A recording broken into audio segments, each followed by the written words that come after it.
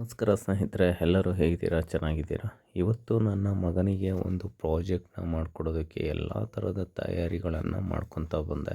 ಸ್ಕೂಲ್ನಲ್ಲಿ ಒಬ್ಬ ಮಕ್ಕಳು ಮಾಡಿದ್ರು ಕ್ರಿಯೇಟಿವಿಟಿ ಅಂತಂದರೆ ತಮ್ಮ ಮಕ್ಕಳನ್ನು ಸಹ ಮಾಡೋದಕ್ಕೆ ಪ್ರೋತ್ಸಾಹ ನೀಡ್ತಾರೆ. ತಂದೆ ತಾಯಿಗಳಾದವರು ಮಾಡಿಕೊಡ್ಲಿಲ್ಲ ಅಂದರೆ ಮಕ್ಕಳಲ್ಲಿ ಆ ಬೆಳವಣಿಗೆನೇ ಕಾಣಿಸ್ಕೊಳೋದಿಲ್ಲ.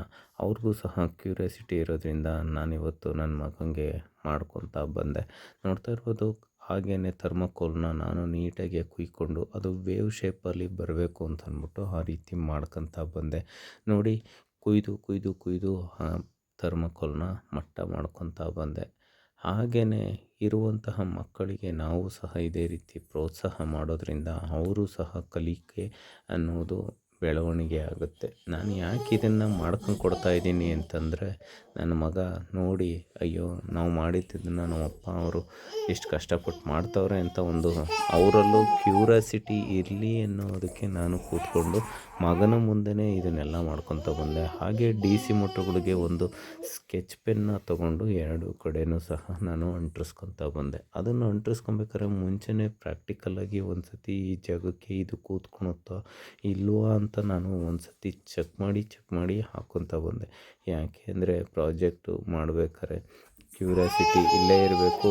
ಹಾಗೆಯೇ ನಾವು ಮಾಡಿಕೊಟ್ಟಂಥ ಕೆಲಸ ಕರೆಕ್ಟಾಗೂ ಇರಬೇಕು.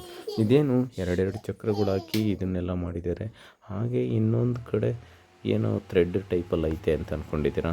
ಇದು ಕ್ಲೀನಿಂಗ್ ಮಿಷಿನ್, ಅಂದರೆ ವಾಟರಲ್ಲಿ ಇರುವಂತಹ ವೇವಲ್ಲಿ ಇರುವಂತಹ ಕ್ಲೀನಿಂಗ್ ಮಿಷಿನ್ನ ನಾನು ಇವತ್ತು ತಯಾರು ಮಾಡ್ತಾ ಇರೋದು.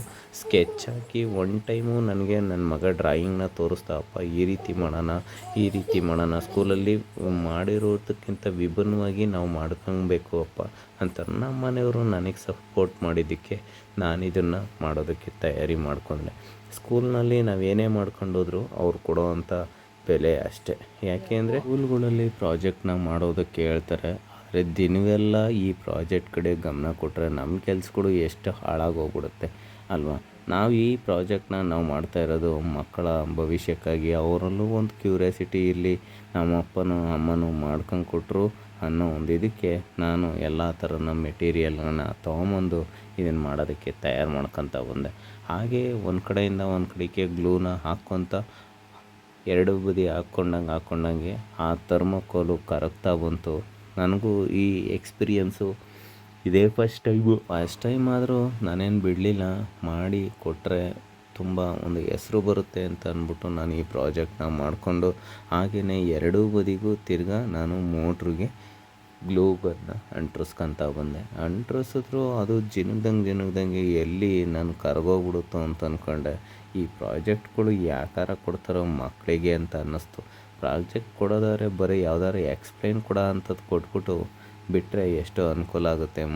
ತಂದೆ ತಾಯಿಗಳಿಗೆ ಈ ರೀತಿ ಪ್ರಾಜೆಕ್ಟ್ಗಳು ಕೊಟ್ಟರೆ ಕೆಲವೊಬ್ಬರು ದುಡ್ಡು ಕೊಟ್ಟು ಮಾಡಿಸ್ಕೊಂಬತ್ತಾರೆ, ಗೊತ್ತಿರೋರು ಮನೆಯಲ್ಲೇ ಕೂತ್ಕೊಂಡು ತಯಾರು ಮಾಡ್ತಾರೆ. ನಾನಿವತ್ತು ನನ್ನ ಮಗನಿಗೆ ಇದನ್ನು ಮಾಡ್ಕೊತಾ ಬಂದೆ. ಹಾಗೂ ಒಂದು ಕಡೆ ಇದು DC ಮೋಟ್ರ್ ಕೆಳಗಡೆ ಬಿದ್ದೇ ಹೋಯ್ತು. ಅದನ್ನು ಇನ್ನೊಂದು ಕಡೆಗೆ ತಗೊಂಡು ಈಗ ಚುಚ್ಚೋಕ್ಕೆ ತಯಾರು ಮಾಡ್ಕೊಂಡೇ ಬಿಟ್ಟೆ. ಚುಚ್ಚಿದಾದ್ಮೇಲೆ ನೋಡ್ತಾ ಇರ್ಬೋದು, ಟೈಮಿಂಗ್ಸ್ ಏನೋ ಓಡ್ತೈತೆ. ಆದರೆ ಬೆಳಗ್ಗೆ ಅಷ್ಟೊತ್ತಿಗೆ ಕೊಡಬೇಕು ಅಂತ ಮಗನ ಹಂಬಲ. ಆದರೆ ಏನು ಮಾಡೋದು, ಕೂತ್ಕೊಂಡು ನೈಟೆಲ್ಲ ತಯಾರು ಮಾಡ್ಕೊತಾನೇ ಬಂದೆ. ಅದು ಯಾವ ರೀತಿ ತಯಾರಾಗುತ್ತೆ ಅನ್ನೋದಕ್ಕೆ ಈಗೆಲ್ಲ ಕಲೆಕ್ಷನ್ಗಳನ್ನ ಹಾಕ್ಕೊಂಡು ಯಾವುದನ್ನು ಮುಂದಕ್ಕೆ ಮೂವ್ ಮಾಡಿದ್ರೆ ಯಾವುದು ಹಿಂದಕ್ಕೆ ಮೂವ್ ಆಗುತ್ತೆ ಅಂತಲೂ ಸಹ ನಾನು ನೋಡ್ಕೊತಾ ಬಂದೆ. ಆದರೆ ಏನು ಮಾಡೋದು, ಗ್ಲೂ ಹಾಕ್ದಂಗೆ ಎಲ್ಲ ಜಿನುಗ್ತಾ ಬಂತು. ಹತ್ರಕ್ಕೆ ಹಾಕಿ ಗ್ಲೂನ ಹಾಕ್ತಾಯಿದ್ದೀನಿ ನೋಡಿ. ಗ್ಲೂ ಹಾಕ್ದಂಗೆ ಈಟ್ಗೆ ಥರ್ಮೋಕೋಲೆಲ್ಲ ಕರಗ್ತಾ ಬಂತು. ಆದರೂ ಏನೋ ಒಂದು ಪ್ರಾಕ್ಟಿಕಲ್ ಅಲ್ವಾ, ನಮಗೂ ಇದು ಹೊಸ ಅನುಭವ. ಆದರೆ ಅಲ್ಲಿ ಜಿನುಗ್ದಂಗೆ ತಿರ್ಗಾ ನಾನು ಆ ಜಾಗಕ್ಕೆ ತಾಂಡು ಆಗ್ತಾಯಿದ್ದೆ.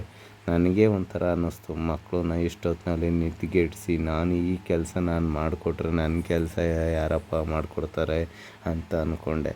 ಆದರೂ ಪ್ರಾಕ್ಟಿಕಲ್ಲು ಎಲ್ಲರಿಗೂ ಒಂದು ಹೊಸದು, ನನಗೂ ಇದು ಹೊಸದು ಕಲಿಕೆ. ಆದರೆ ನಾನು ಮಾಡಿಕೊಟ್ಟಿದ್ದು ಸಕ್ಸಸ್ ಆಗಲಿ ಅನ್ನೋ ಒಂದು ಪರ್ಪಸ್ಗೆ ನಾನು ಈ ಕೆಲಸನ ಮಾಡ್ಕೊತಾ ಬಂದೆ. ನನ್ನಲ್ಲೂ ಒಂದು ಕ್ಯೂರಿಯಾಸಿಟಿ, ಯಾವ ರೀತಿ ಓಡ್ಬೋದಪ್ಪ ಇದು ಏನು ಎತ್ತ ಅಂತ. ಒನ್ ಟೈಮ್ ರನ್ ಮಾಡಿ ನೋಡಿದೆ, ಮುಂದಕ್ಕೆ ಹೋಗ್ತೈತೆ, ಹಿಂದಕ್ಕೆ ಬರ್ತೈತೆ.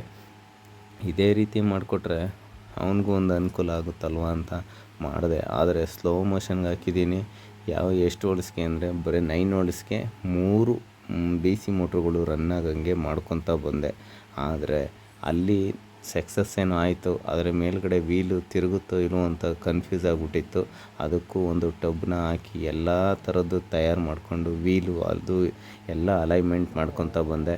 ಈ ವೀಲ್ನ ಹಾಕಿರೋದು ನಾನು ನೀರೊಳಗಡೆ ತೇಲ್ಬೇಕಲ್ಲ, ಇದು ಥರ್ಮೋಕೋಲು, ಹಾಗಾಗಿ ನಾನು ಇದನ್ನು ರೆಡಿ ಮಾಡ್ಕೊತ ಬಂದೆ.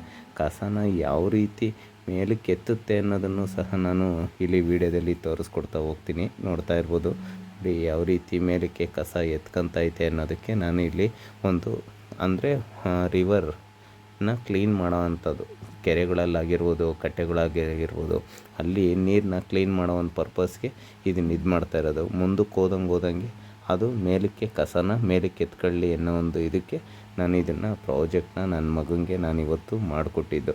ಆದರೆ ಸ್ಕೂಲ್ಗಳಲ್ಲೂ ಸಹ ಈ ರೀತಿ ಕ್ರಿಯೇಟಿವಿಟಿ ಇರುವಂತಹ ಪ್ರಾಜೆಕ್ಟ್ಗಳ್ನ ಮಾಡ್ತಾಯಿದ್ರೆ ಎಲ್ಲರಿಗೂ ಒಂದು ಉತ್ತೇಜನ ಆಗುತ್ತೆ. ಈ ಕಸ ಯಾವ ರೀತಿ ಮೇಲಕ್ಕೆ ಹೋಗ್ತಾಯಿದೆ ನೋಡಿ, ರಿವರ್ ಕ್ಲೀನಿಂಗ್ ಬೋಟ್ ಅಂತ ಹೆಸ್ರನ್ನು ಸಹ ಇಟ್ಟೆ ಅದಕ್ಕೆ, ಮಗನ ಹೆಸರಲ್ಲಿ. ಮಗನದೇ ಸ್ಕೂಲಲ್ಲಿ 3rd ಸ್ಟ್ಯಾಂಡರ್ಡು ಮಗ, ಹಾಗಾಗಿ ಈ ಪ್ರಾಜೆಕ್ಟ್ನ ನಾನು ಮಾಡ್ಕೊಂಡು ಕೊಟ್ಟೆ. ಅಲ್ಲಿ ಪ್ರತಿಫಲ ಸಿಗುತ್ತೋ ಇಲ್ವೋ ಗೊತ್ತಿಲ್ಲ, ಒಟ್ಟಿನಲ್ಲಿ ಕಾಂಪಿಟೇಷನ್ ಅಂತ ಬಂದಮೇಲೆ ನನ್ನ ಮಗನು ಸೋಲ್ಬಾರ್ದು ಅಂದ್ಬಿಟ್ಟು ನಾನು ಈ ಪ್ರಾಜೆಕ್ಟ್ನ ಆಯ್ಕೆ ಮಾಡಿಕೊಂಡೆ. ಈ ಪ್ರಾಜೆಕ್ಟು ನನಗೇನೋ ತುಂಬ ಖುಷಿ ಕೊಡ್ತು. ಯಾಕೆಂದರೆ ನಾನು ಫಸ್ಟ್ ಟೈಮು ಇದನ್ನು ಮಗನಿಗೆ ನಾನು ಪ್ರಾಜೆಕ್ಟ್ನ ನಾನು ಮಾಡ್ಕೊಂಡು ಕೊಟ್ಟಿದ್ದು. ಮುಂದಕ್ಕೆ ವೀಲ್ ಹೋದಂಗೆ ಮೇಲ್ಗಡೆ ನೀರನ್ನ ಮೇಲೆ ಕಸನ ಮೇಲಕ್ಕೆ ಎತ್ಕೊಳೋ ಟೈಪಲ್ಲಿ ನಾನು ಇದನ್ನು ಮಾಡಿದ್ದು. ಆದರೆ ತುಂಬ ಸಕ್ಸಸ್ಫುಲ್ಲು ಏನೋ ಆಯಿತು.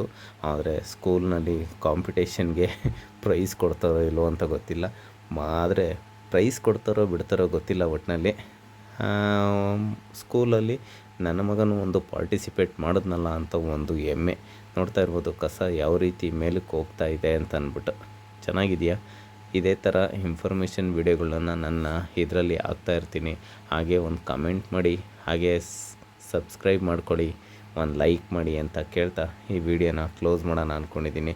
ಆದರೆ ಇದನ್ನು ನೀರೊಳಗಡೆ ಹಾಕಿದ್ರೆ ಯಾವ ರೀತಿ ಆಪ್ರೇಟ್ ಆಗುತ್ತೆ ಅನ್ನೋದನ್ನು ಸಹ ನಾನು ನಿಮಗೆ ತೋರಿಸ್ಕೊಡ್ತೀನಿ. ಮುಂದಕ್ಕೆ ಹೋಗ್ತಾ ಇರುತ್ತೆ, ನೀರು ಕೆಳಗಡೆ ಇರುತ್ತೆ, ಆದರೆ ಕಸನ ಯಾವ ರೀತಿ ಎಳ್ಕೊಳುತ್ತೆ ಅನ್ನೋದಕ್ಕೆ ಈ ವಿಡಿಯೋನ ತೋರಿಸ್ತಾ ಇರೋದು. ನೋಡಿ, ಕಸ ಡಸ್ಟು ಕಲೆಕ್ಟ್ ಆಗ್ತಾಯಿದೆ, ಅದು ಮುಂದಕ್ಕೆ ಬಂದಂಗೆ ಮೇಲಕ್ಕೆ ಕಸನ ಯಾವ ರೀತಿ ಎತ್ಕೊತೈತೆ ಅಂತ ಅಂದ್ಬಿಟ್ಟು ಈ ವಿಡಿಯೋ ಮಾಡೋ ಉದ್ದೇಶ.